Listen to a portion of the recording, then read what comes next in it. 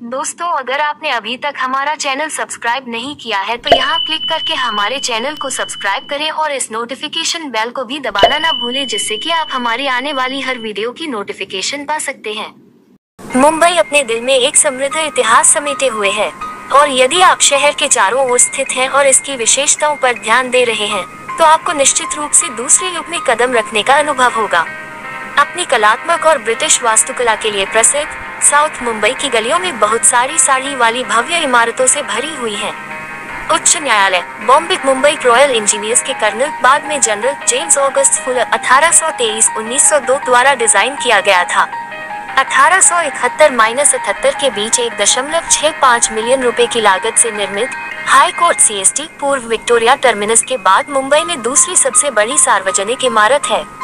इसकी छज्जे 90 फीट की इमारतें हैं। इमारत की लंबाई 562 फीट, चौड़ाई 187 फीट है। देखें मेहरोत्रा और डिजाइन 42, डेविस 160। ये 6 मंजिल ऊंचा है, जिसमें महाराजबदार दीर्घाएं हैं जो इमारतों के पार की पेशकश करती है और पश्चिम में समुद्र के लिए खुला होने के कारण अमीरात प्रदान करता है। ऐसा कहा जाता है कि विशाल संरचना को डिजाइन करने का समय फुले एक जर्मन महल से प्रेरित था। इनका डिजाइन भी सबसे पहले वास्तुशिल्पी जेम्स ट्रेबशावे के साथ मिलकर लिया गया था।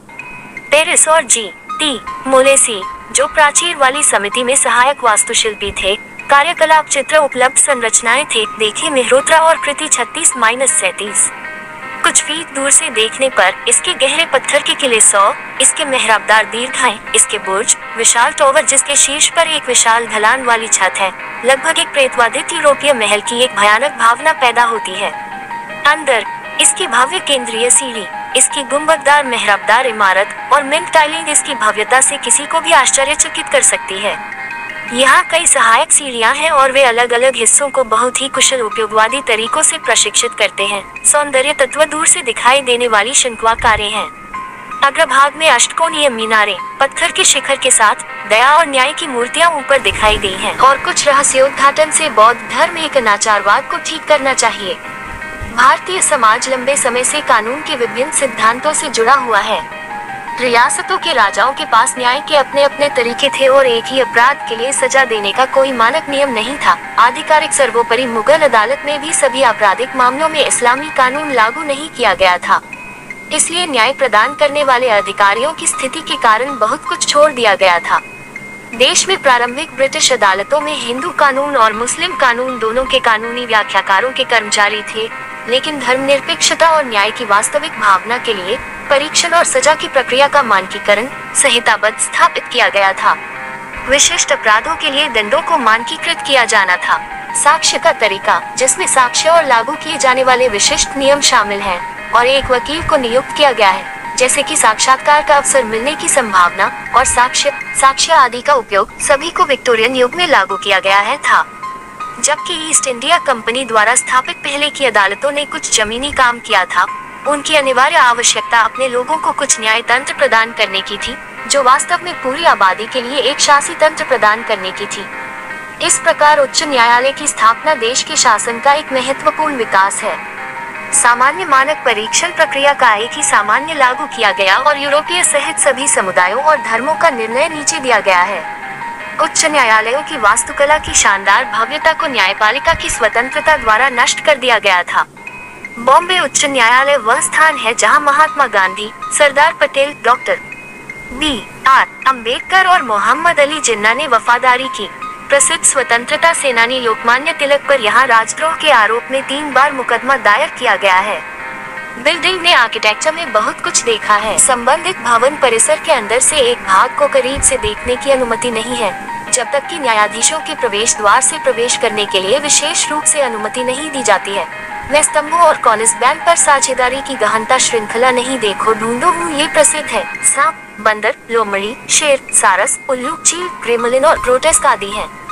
आधिकारिक विश्लेषण में आंखों पर पट्टी बांधे एक बंदर का भी उल्लेख किया गया है, जिसके हाथों में तराजू है, जो वकील बैंड पहने हुए लुंडरियों और भेड़ियों से घिसा हुआ है। मेहरोत्रा एंड डॉयचे 59 देखे, टिंडल 190, लेकिन मैंने इसे अभी देखा है तक नहीं देखा।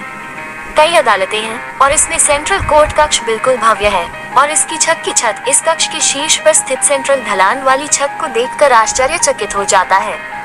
साज सज्जा लगभग समान है जैसा कि इसके शुरुआती दिनों में स्थापित किया गया था, और जूरी बेंच अभी भी जूरी प्रक्रिया के स्ट्रगल के रूप में मौजूद हैं। जब कोई केंद्रीय कक्ष खड़ा होता है तो पत्थर से बना भव्य महल के सामने विस्मय की भावना चरम पर होती है। ऐसा कहा जाता है कि तीसरी मंजिल पर पश्चिम की ओर एक विशाल वेनिस अवशेष के साथ एक पुस्तकालय है। ये जनता के लिए आसान नहीं है। स्थान की मजबूत मांग को पूरा करने के लिए 1909 में इमारत का पूर्वी विस्तार किया गया था, लेकिन उक्त न्यायालय अभी भी पूरी तरह से असंचालित है। इसलिए स्पष्ट रूप से जगह की कमी के कारण भविष्य में संस्थान के एक हिस्से में नई संरचना में बदलाव की आवश्यकता हो सकती है। ऐतिहासिक संदर्भ। उच्च न्यायालय की स्थापना का ऐतिहासिक संदर्भ महत्वपूर्ण है। आखिरकार नए ऐतिहासिक मंदिर साम्राज्य की सबसे बड़ी मस्जिदों में से एक, और बॉम्बे, कलकत्ता और मद्रास के उच्च न्यायालयों की स्थापना में कोई अनोखा वास्तुशिल्प नहीं दिखाया गया था। मॉरिस 111-14 भी देखें। वे एक ऐसे युग का प्रतिनिधित्व करते हैं जहां साम्राज्य का सक्रिय होना, प्रत्यक्ष शासन केवल एक दशक से अधिक पुराना था, और कैथेड्रल दस्तावेजों में पहला बड़ा परिवर्तन दंड भारतीय संहिता की स्थापना थी। राज के प्रारंभिक अवशेषों में से एक महत्वपूर्ण सुधार के संदर्भ में देखा जाना चाहिए। हाल में निर्मित डेविड सेसुन लाइब्रेरी में 153 साल पुरानी एक समृद्ध अतीत है जिसके बारे में आप नहीं जानते होंगे। बिल्डिंग को विक्टोरियन नियो गॉथिक आर्किटेक्चर में डिजाइन किया गया है। भवन के पश्चिमी मोर्चे पर न्याय की देवी की आंखों पर पट्टी बंधी हुई मूर्ति है। वह न्याय की तलवारें और तराजू की रचना है। ग्रैंड स्ट्रक्चर में एक संग्रहालय भी है जो लीगल वर्क से दिलचस्प चित्रों को चित्रित करता है। आपके ऐतिहासिक इतिहास की दुकान दरबार के साथ एक प्रसिद्ध किंवदंती भी जुड़ी हुई है। ऐसा कहा जाता है कि यह बिल्डिंग भूतहा है। कुछ लोग कहते हैं कि कोर्ट रूम में जो भूत रहता है वह एक वकील है। एक मामले में आरोपियों पर इतना दबाव डाला गया कि बेईमानी होने के बावजूद उन्होंने मानली को हरा दिया और अपराध स्वीकार कर लिया। एक अन्य सिद्धांत का दावा है कि भूत द्विभाषी है और जब भी कोई हत्या का मुकदमा होता है तो लोग आतंकित हो जाते हैं। जो भी हो, ऐसा लगता है कि किंवदंतियां हमेशा से प्रसिद्ध इमारतों से जुड़ी रहती हैं। अगर आपको वीडियो पसंद आए तो लाइक और शेयर जरूर करें। हम आपसे जल्दी अभी वीडियो में मिलेंगे, तब तक के लिए अनुमति दें।